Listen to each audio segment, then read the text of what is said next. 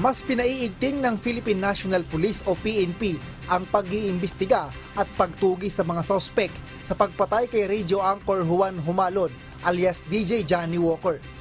Kasalukuyang nakaburol ang mga labi ng mamamahayag sa kanilang bahay sa Calamba, Misamis Occidental.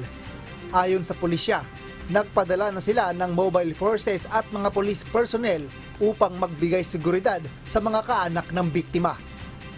As of now, ang breakthrough pa po namin ay yung pinakalat namin na ng cartographic sketch po.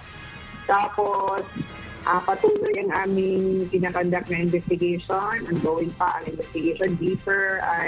Tapos, mayroon na po kaming mga anggulo. At lahat pong anggulong yun ay kinoconsider na at pinag-usapan na namin at hinihimay-himay po based on mga evidences at mga testimony po. Pero, patuloy pa rin na hindi ko masabi sa inyo kung ano po yun, sir.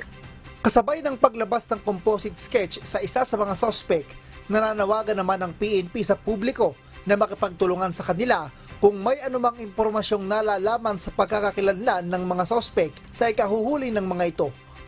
Nagpapatuloy naman ang hot pursuit operations ng mga otoridad laban sa mga salarin at nagpakalat na rin ng mga checkpoint sa lalawigan.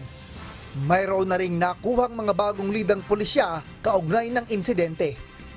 Diyos ang aming sandigan, serbisyo publiko ang aming pinahahalagahan. MJ Vasquez, humahataw.